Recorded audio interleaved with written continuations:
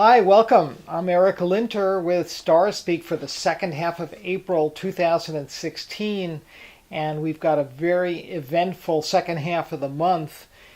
Important retrogrades are going to start. We continue to deal with the mutable T-square, the opposition between Jupiter and Neptune, both planets squared by Saturn and now Mars.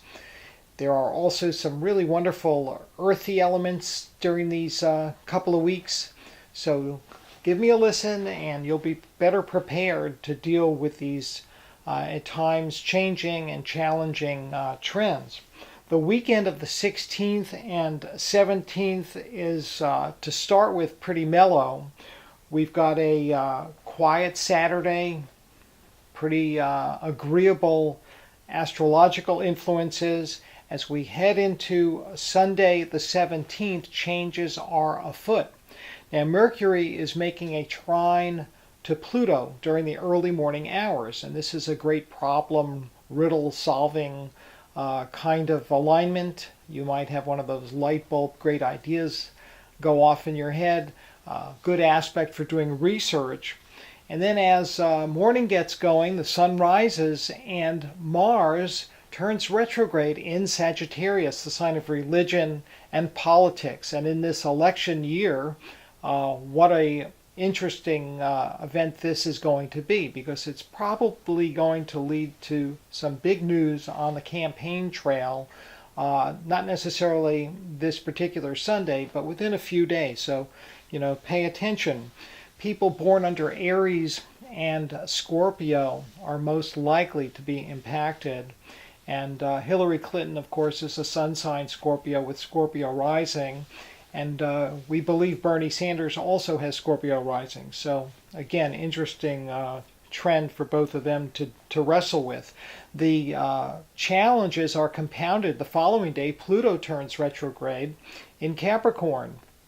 And so, in terms of your personal life, your own ambitions and goals and strategies, this is a very appropriate time to just pause and give some additional thought to what it is you're trying to accomplish and how best to achieve it. The moon in Virgo on Sunday and Monday triggers that big T-square configuration. So a lot of rumors are likely to be swirling around, emotions are on edge. People are hypersensitive. We see this in almost every corner, depending on who the candidate of choice you're rooting for. It seems like people are very touchy about what they believe in and don't want to hear anything counter to their candidate of choice. Fortunately, Monday night, the 18th, Venus trines Saturn, and this is a kind of healing balm aspect that really champions loyalty. And it's a good time to, give a word of thanks to people who have stood by you through thick and thin. It's also a void of course moon Monday, so it's a slow day to get momentum going and really, dive into work. It's better to just sort of tackle works in progress and, just routine chores, fence mending stuff on this Monday. The next day, Tuesday the 19th, the sun arrives in Taurus, and we're really now in the heart of the spring season. The moon is waxing full, and then on Friday the 22nd we have, just after midnight, the full moon in Scorpio, sometimes called the Buddha full moon. It's said that the spirit of Buddha returns with this full moon each year down to the physical plane. If you're doing some kind of spiritual practice or meditating, it's a wonderful opportunity to tune in and invoke some of that essential sense of detachment that Buddha is so famous for. Venus is also conjunct Uranus that day, so group gatherings are really favored. Also, this may be a love at first sight event for some people. The weekend of the 23rd, 24th is relatively quiet. Happy Passover to those of you who observe that holiday. And we do continue in a string of relatively mellow days in the beginning of the last week of the month.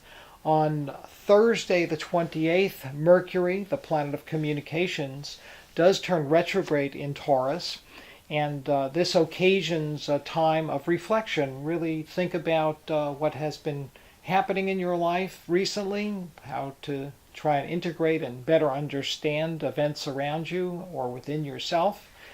Retrogrades can be viewed as a wonderful opportunity for rethinking in this case, and certainly people are likely to change their minds, take different positions, and perhaps make some adjustments in terms of their attitudes. So, be open-minded, stay flexible. Retrogrades don't have to be disruptive, but if you are one of those people who experiences challenges around Mercury's direction shifts, plan accordingly. Give yourself extra time to get where you need to go. You may want to put off a decision for a few days just until you have an ample opportunity to sort things through. Well, that about does it. The month ends with that retrograde and then again more relative quiet. Thanks for tuning in today, and I appreciate your being there. You can contact me via email at stars@ericlinter.com. Be sure to look for my daily forecasts at the spiritofchange.org website. And remember, keep looking up.